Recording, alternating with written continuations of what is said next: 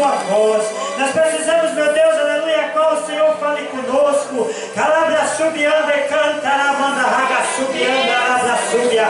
Meu Deus, aleluia, usa, Senhor, usa, meu Deus, o teu vaso nesta noite como canal de bênção para cada um de nós nesta noite, em nome de Jesus, porque na tua presença ele já estás.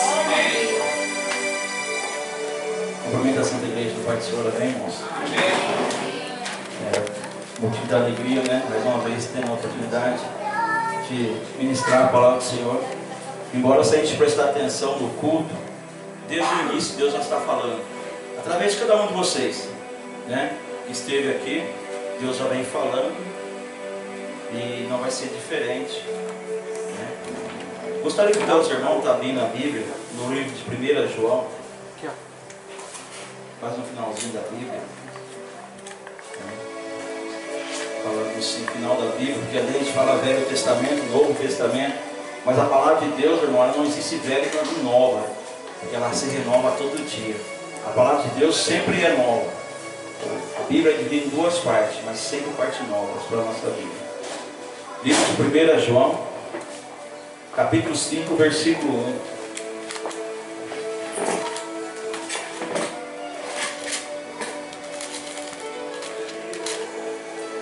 Amém? A palavra do Senhor diz assim: todo aquele que crê em Jesus, todos aqueles que crê que Jesus é o Cristo, é nascido de Deus. Todo aquele que ama ao que gerou também ama ao que dele é nascido. Nisso conhecemos que amamos os filhos de Deus, quando amamos a Deus e praticamos os seus mandamentos. Só reforçando novamente aqui, irmão. Quando amamos a Deus e praticamos os seus mandamentos. Porque esse é o maior amor de Deus, que guardares os seus mandamentos. Ora, os seus mandamentos não são penosos, porque todo que é nascido de Deus vence o mundo. E essa é a vitória que vence o mundo, é a nossa fé. Quem é que vence o mundo, senão aquele que crê em Jesus, o Filho de Deus? Amém? A gente for ler lá no comecinho, lá, né, na chamada desse capítulo, fala assim: a fé que vence o mundo. Se a gente começar a prestar atenção desde o início do culto, quando o Alex trouxe a palavra, que Deus, ele não vê como o homem vê. Deus vê além do que o homem vê.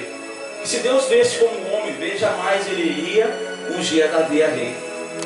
Jamais, muitas vezes, talvez ele mandar Abraão sair lá do meio da parentela do pai dele, né? Abraão estava numa situação de conforto, que ele saiu com servos, com seus gados, com as suas cabras, com seus cordeiros, o que ele tinha foi com ele. Então, Deus não vê com o homem, ele vê além. Ele conhece o coração de cada um de nós, mas a visão de Deus, ela vai além.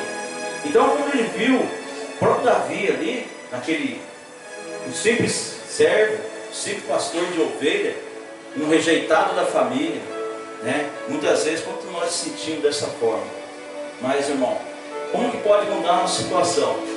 Como a gente leu ali, tudo é pela fé, né? Então Deus nos deu algo, nunca nós vamos chegar próximo de Deus, mas Ele nos deu uma visão chamada fé. A fé é o fim, o fundamento das coisas que você não se vê, mas crê. Então, se nós formos imaginar que a fé é a nossa visão espiritual, né? Então Deus vem falando desde o começo do culto, usando a vida do irmão Alex.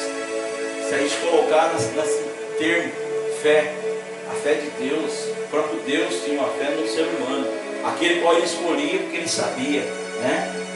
Aí logo veio as irmãs orar, somente um toque, né? Uma mulher enferma, hemorrágica, onde ela já tinha gastado tudo, já tinha gastado as esperanças, mas pelo conhecimento dela da Bíblia, que ela sabia se ela desse um toque na hora do sacerdote, com fé, o verdadeiro sacerdote de Deus, porque a palavra do Senhor fala: aquele que tocar na hora de um judeu, a salvação pode vir pelo Deus. Então aquele que for conhecedor mesmo da fé, aquele que conhece Deus verdadeiramente, ele vai procurar aprender a palavra, ele vai procurar um mandamento para motivar a fé dele. E essa mulher não foi diferente. todos os recursos perdidos, enfermo e hemorrágico. A gente fala assim, o milagre da mulher aconteceu no momento que ela tocou em Jesus. Irmãos, nós sabemos, naqueles dias, uma mulher fica 12 anos com hemorragia. Não era simples. Uma mulher, se ela ficar hoje com hemorragia, talvez 6 meses continuamente. Hoje você tem recurso de medicamento que traz vitaminas para o nosso organismo, mas naquela época você não tinha. Então você imagina a anemia, poderia virar uma leucemia. Agora você imagina uma mulher de 12 anos. Então você imagina que o milagre dela não foi naquele momento que ela tocou em Jesus. Mas o milagre dela foi no momento que ela ficou 12 anos enferma e Deus deixou ela em pé, para um dia provar a fé dela. Então o milagre dela já estava acontecendo há 12 anos. E às vezes, irmão, nós estamos em situações como ela está agora. Você fala assim, mas já faz tanto tempo que eu estou passando por essa situação. Talvez, irmão, você está passando por essa situação, mas você está de pé. Glória a Deus. Você está aqui, Deus está te colocando em pé.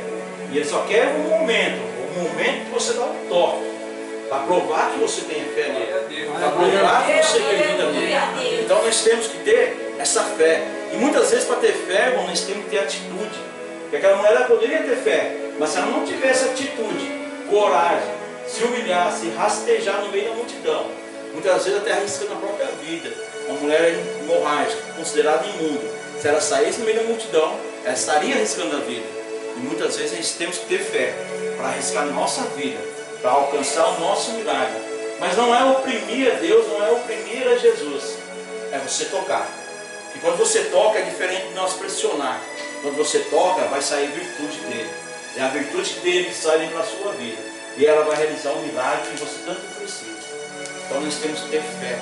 Depois veio um outro louvor, acho que foi o pastor Rogério, né, que falou, que diz assim: manda fazer e não faz. Muitas vezes nós estamos dessa forma, pastor. Deus mandou nós fazer, mas nós não fazemos. Por que não fazer? Muitas vezes está faltando a fé de fazer. Deus falou, se você chegar até mim e reconhecer como teu Deus, eu chegarei a vós.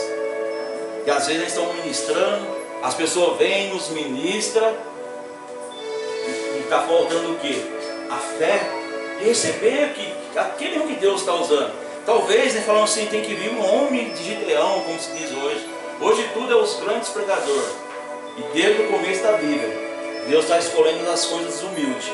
Mas o homem, ele está escolhendo as melhores coisas, entre aspas, os melhores pregadores, os melhores ministros, aquele que tem a melhor palavra, aquele que talvez tenha a melhor teologia.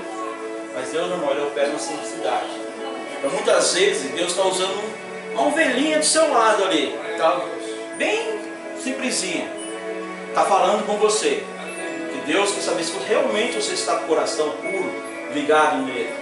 E muitas vezes essa pessoa está sendo usada e está mandando no sentido, irmão, de trazer a palavra e mostrar o caminho. Esse que a gente está mandando nesse sentido, não é ordenando, não, mas mostrando aqui, irmão, o caminho é esse, a palavra é essa. Então muitas vezes nós estamos dessa forma, as pessoas falam conosco e nós não ouvimos. Deus chamava o sacerdote, manda repreender o povo, e o povo não repreendia, e o povo era entregue à mão do inimigo. Então muitas vezes as pessoas até culpam Deus. Por que o mundo é dessa maneira? Por que o mundo acontece isso? Por que Deus não tem misericórdia desse povo? Porque tudo que acontece no mundo, irmão, tudo, dentro das coisas naturais que a gente está vendo, temperatura, chuva, se essas coisas estão acontecendo aí, terremoto, 80% foi causado pela mão do homem. Mas por que isso? Porque o homem não obedece pela palavra. A palavra nos ensina como devemos cultivar a terra, como devemos amar o próximo, como devemos repartir com o próximo, e nós não fazemos isso. E muitas vezes culpando Deus. Deus mandou, como o pastor disse, a ordenança está aqui, os ensinamentos estão aqui, mas nós não cumprimos. Depois nós clamamos e culpamos muitas vezes a Deus, né? Aí vem Andréia louvar, diz derramar. Eu vou derramar. Esse é o momento, porque muitas vezes nós precisamos verdadeiramente derramar na presença do Senhor para alcançar. Quantas pessoas derramou na presença de Jesus? Derramar muitas vezes é humilhante. Naamã foi humilhante para ele derramar dentro do rio, não só por uma vez, por 7 vezes. Imagina você entrar no rio e não ver o seu milagre acontecer. E você ter que voltar no mesmo lugar imundo, mergulhar de novo e ver que seu milagre não vai acontecer. E você fala, mas eu tenho ordenança, eu tenho que fazer.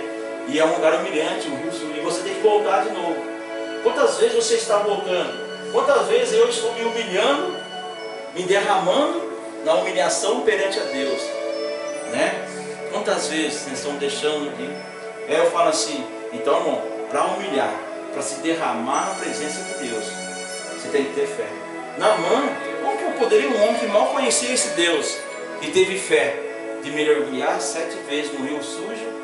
E muitas vezes eu e você já somos conhecedores, mas não queremos voltar para trás. Pessoas ainda falam assim, se Deus me trouxe até aqui, não é para me derrubar. Muitas vezes a gente queremos os melhores lugares, lugares de destaque, mas não queremos voltar para trás. Muitas vezes Deus quer colocar algo na minha e na sua mão. Talvez não é o Rio Jordão, mas talvez, irmão, é um lugar sujo que você precisa resgatar uma vida que está lá, uma vida que está leprosa lá, né? Como aquele leproso chegou diante de Jesus, já chegou e se prostrou, se derramou. Se tu quiseres, tu pode me curar, né? E antes dele pedir a Jesus, o que ele fez? Ele se derramou, ele se compadeceu, Jesus se compadeceu dele. Mas por quê? Porque ele mostrou que ele tinha uma verdadeira fé. Como que poderia um leproso, só de ouvir, já crer em Jesus, se derramar e chamar a atenção de Jesus de uma forma, mas ele não pediu mandando, ele falou, se tu quisesse, Deus, se tu quisesse, tu pode entrar na minha vida. Porque, irmão, o que eu peço, o que você pede, nem sempre é o melhor para a minha vida, nem sempre é o melhor para nós, né? A palavra do Senhor fala que o povo perece porque pede mal, que pede sem sabedoria, que pede sem conhecimento, né? Então nem sempre o que nós vamos pedir para Deus é o melhor para nós. Então nós temos que saber, se tu quiseres, Senhor, se for do melhor para mim, eu quero me derramar, eu quero reconhecer que Jesus é o verdadeiro filho de Davi, como fez aquele leproso, aquele cego na linha de Jericó. Filho de Davi, tenha misericórdia de mim. Ele não falou, filho de Davi, eu exijo, eu preciso, eu estou trazendo uma oferta aqui, filho de Davi, então me cura. Não, ele falou, tenha misericórdia. Deus quer operar na sua vida, irmão, pela misericórdia. E quando você reconhece verdadeiramente, não pagando, contribui, faz a sua parte na obra, que é necessária, mas as coisas de Deus, os milagres, não aconteceu porque alguém pagou. Porque Naamã foi curado, mas ele não pagou. Mas teve alguém que quis pegar a riqueza de Naamã e foi lá e pegou. Mas ele pegou a riqueza e também pegou a lepra de Naamã. Então hoje, muitas igrejas, muitos grandes pregadores estão oferecendo para as ovelhas a mesma coisa que o diabo ofereceu para Jesus: dinheiro, dinheiro, dinheiro e fortuna. O que Deus tem para você, tenha fé, irmão, que é a sua salvação, a sua prosperidade na tua família. O resto, nós vamos conseguir, mas sendo digno do nosso salário. Deus pode derramar prosperidade sobre a minha, sobre a sua vida, com certeza, Ele abre as portas. A partir do momento que nós seremos verdadeiramente generosos com Ele, mas no sentido de obediência, de acordo com a palavra, cuidando do nosso próximo, né? Então, nesse tempo, muitas vezes, ter fé para isso, né? Então, depois veio uma irmã que disse que estava louvando ali, eu vou fazer, o mundo não vai saber o que estou fazendo, não vou importar, né? Acho que foi a Larissa que louvou alguma coisa. Não vou importar o que o mundo vai falar, né? Quando você serve a Deus, você tem que ter uma fé tão grande, irmão, que você não pode importar realmente com o que o mundo vai falar, né? A Larissa estava ali, não vou louvar, não foi, vai Larissa, vai que Deus vai te usar. Então Deus não vai nos usando dentro do meio de um culto. Muitas vezes, irmão, a gente não presta atenção no que Deus está nos falando e no que Deus não vai estar nos usando. Então sempre que você tiver uma oportunidade, vai. Não importa o que o mundo vai, não importa a sua vergonha, que não importa o que o mundo vai falar. Pode ter certeza, se o mundo falar, ele vai ver verdadeiramente a sua vitória. E uma vitória que nos diz sabor de mel. Sim, o sabor de mel, que a gente aprende na Bíblia, é um sabor bom, agradável, a qual Deus nos dá. Nosso sabor de mel não é para mostrar para o povo, eu venci, para querer humilhar o que o nosso inimigo foi derrotado. Mas já para mostrar, esse Deus que me colocou nessa posição, que eu estava lá atrás, Ele vai te colocar também. Porque a palavra do Senhor diz, aquele que humilha na minha presença será exaltado, mas aquele que se exalta a si mesmo será humilhado. Vemos grandes pessoas, já esteve num patamar superior, em termos assim, nível terrestre, em termos de sacerdote terrestre usado, e hoje estão muitas pessoas voltou para trás. Grandes pregadores hoje estão consumindo drogas, se prostituindo, porque chegou numa posição, eu sou. Eu só vou pregar se me pagar tanto. Deus mostra para ele tudo que ele tem, ele pede. Deus vai te dar. Mas a palavra de Deus tem que ser feita com amor, né? Então, a fé. Fé verdadeiramente, eu vou fazer, não importa o que o mundo vai falar. Porque o mundo muitas vezes, irmão, quando a gente começa a olhar algo para Deus, na casa de Deus, e quando a gente começa a buscar demais, as pessoas vão falar, aquele lá é louco, aquele lá é um crente xarope, né? Nem crente a gente deve falar, né? Mas um servo de Deus, né? O crente até o diabo é, né? O crente é tudo aquele que crê. Mas nós temos que ser verdadeiramente servo, né? Ser amigo de Jesus, né? Então, irmão, nós temos que ter essa fé. Aí vem a irmã e fala, acho que foi da orou, louvou falando sobre Jó, né? Tem que ler sobre Jó. Eu posso tudo daquele que eu conheço, daquele Deus. Senhor, eu posso tudo em Ti, né? Quando Jó reconheceu, bem, Senhor, eu sei que tudo Tu podes. Irmão, agora você imagina a situação de Jó. E ele diz nessa situação, na mais difícil da vida dele, mas eu sei que tudo pode, Senhor. Quantas vezes nós estamos em situações, nem chega perto de Jó, e nós paramos e falamos, não vai ter como. Mas, irmão, se a sua fé for o tamanho de um grão de mostarda, não importa o problema, nós temos que saber que o mesmo Deus que fez tudo a restituição na vida de Jó, Ele vai fazer na minha, na sua. Na vida de Jó, se você for pegar, Ele instituiu família, que seria uma verdadeira paz, união, restituiu a vida financeira, restituiu a saúde, a prosperidade terrena, né? Quantas coisas Ele fez. Então em todas as áreas Deus trabalha. O exemplo da vida de Jó é um desses exemplos. Na financeira, na terrena, na familiar, na saúde, né? Então Deus Ele vai nos trabalhando. Tudo aquilo que a gente fala assim, agora não tem mais, não tem família, não tem mais nada. Chegou o fim, né? Como alguém diz, né? Amaldiçoa teu Deus e morre. Algumas pessoas dizem que a mulher de Jó disse isso. Algumas bíblias, se você for ler do hebraico, diz que essa palavra amaldiçoa, ela pode ser traduzida como abençoa. Ou abençoa o teu Deus, né? Então muitas vezes, depende da tradução, ela pode estar equivocada. Porque a mulher de Deus, de Jó, olha você vê como que é a união de Deus, quando o casamento é perfeito. O diabo não tocou em Jó, mas também não tocou na mulher dele. Por quê? Os dois eram uma só carne, eram uma só família. Tocou no filho, mas a mulher e o marido, quando vivem verdadeiramente baseado com Deus, você imagina a situação que aquela mulher de Jó passava ali. Se ela não acreditasse no Deus dela também, ela ia abandonar Jó, né? Mas Deus falou assim, é uma só carne. Tanto é que o diabo não tocou na mulher de Jó, tocou na herança, tocou nas fortunas, tocou nos filhos. Mas quando você está baseado, quando você começa a acreditar esse Deus verdadeiro, coloca a sua fé, conhecimento, você fala assim, eu sou uma só carne, minha esposa e eu somos um só. Mas para isso, irmão, nós temos que estar aqui, na palavra de Deus, né? Então depois vem alguém, acho que leu, diz assim, ô Joel, me quebra, Senhor. E até eu estava ali atrás, falei, misericórdia, quebra não, Deus, só vai moldando com carinho. Porque às vezes a gente fala assim, me quebra, mas irmão, se você for analisar pela uma atitude, você chegar diante de Deus, falar, me quebra. Quando a gente fala quebra, é uma coisa que realmente, imagina você sendo quebrado, por uma mão poderosa igual de Deus, e moer. Se você só vai falar isso, se você souber que você está na mão do verdadeiro Deus. Você sabe que por mais que você fale assim, me quebra, Ele não vai te quebrar, Ele vai te colocar no centro de novo. Colocar aqui, ó, aqui na roda, vou colocar você no meu centro, Joel. Vou te moldar com a minha mão, com a mão por dentro para trabalhar no seu coração, e a outra mão por fora para trabalhar na sua vida. Então Deus vai nos moldando, cada vez mais. Mas nós temos que ter fé, né? Me quebra, Senhor, me quebra. Quantas vezes nós estamos nas situações, estamos tão falhos com Deus, Deus me molda, me quebra, me renova. Então a gente só vai fazendo conforme Deus vai nos dando.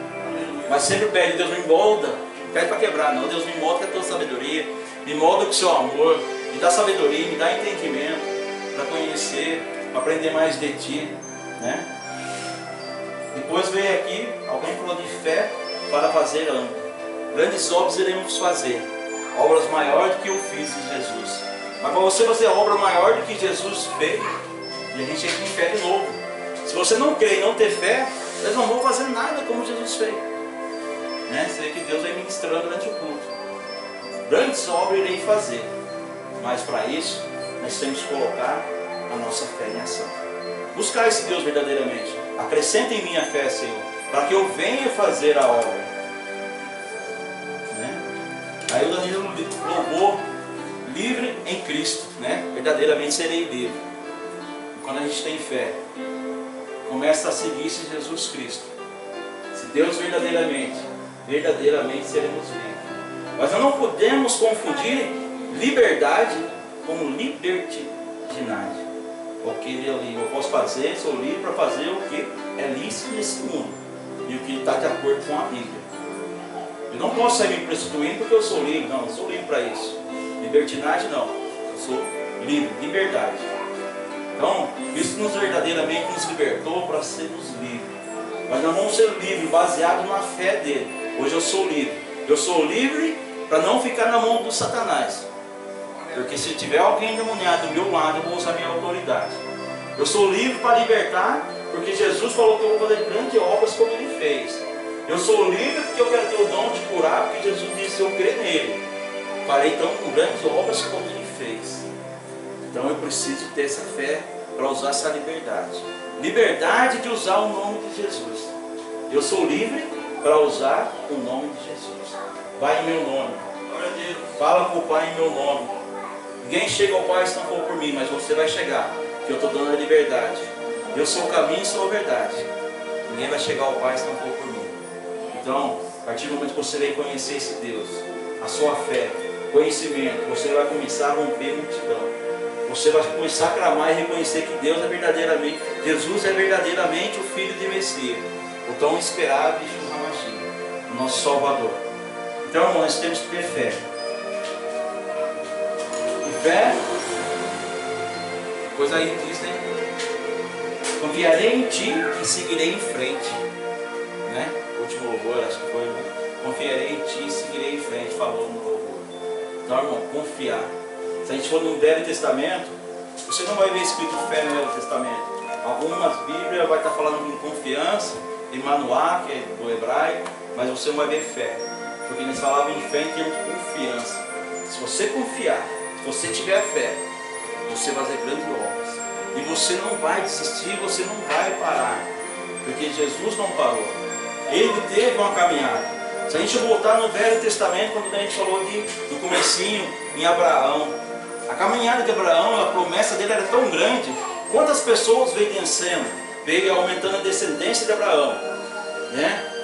Foram cativo, foram para o Egito, caminhando no deserto. Quanta multidão, quantas pessoas saíram do Egito?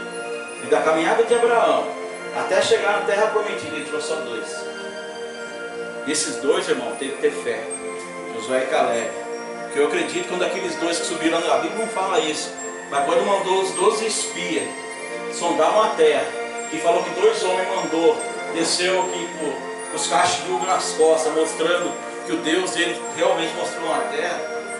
Aqueles 2 homens, talvez só um dos 2 que teria fé para trazer aqueles cachos de uva. Talvez seria Josué e Caleb.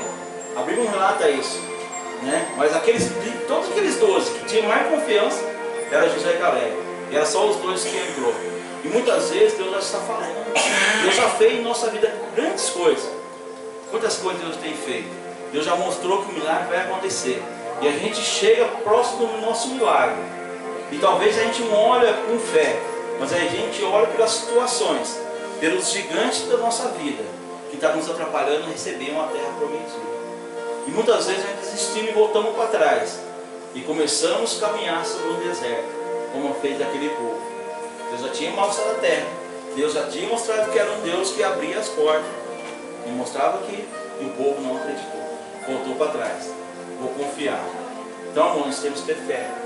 Quantas coisas você já viu nessa caminhada com você? Quantos desertos você viu os seus irmãos passando? Talvez você ainda não passou, talvez você ainda não recebeu essa terra prometida. Mas se Deus ele é fiel para fazer uma promessa, Ele é fiel para cumprir. As promessas de Deus, irmão, todas que Ele fez, não deixou de ser cumprido. As que não cumpriu, foi porque o homem desobedeceu. A promessa, ela vem para mim, vem para você, vem para todos. Como a gente diz aqui, quando libertou o povo lá do Egito, a promessa era para todos. Mas somente quem permaneceu obediente, fé, de obedecer, aqueles recebeu verdadeiramente a promessa. Então a promessa, ela vem para todos.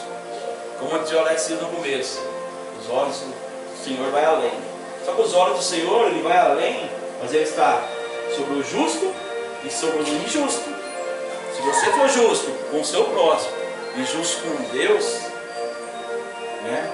Deus ele é misericordioso, Ele vai nos perdoar através dos nossos erros, mas você tem que ser justo, você tem que ter um coração puro, porque sem remissão de pecado, né? Tem a remissão, se você não realmente não arrepender de seus pecados, não vai ter a remissão deles. Então nós temos que ser arrependimento, a justiça de Deus, né?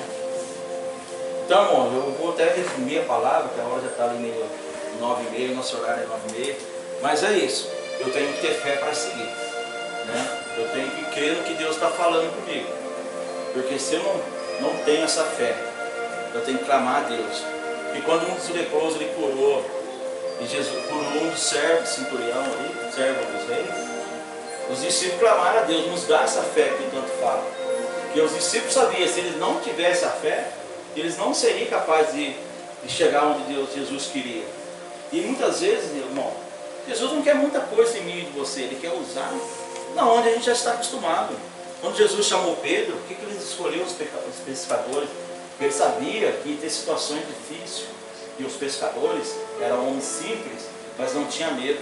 Era acostumado a lutar no mar à noite, era acostumado a sair numa pesca, situações difíceis e diversas, né? E uma prova que Deus usa a pessoa onde Ele quer.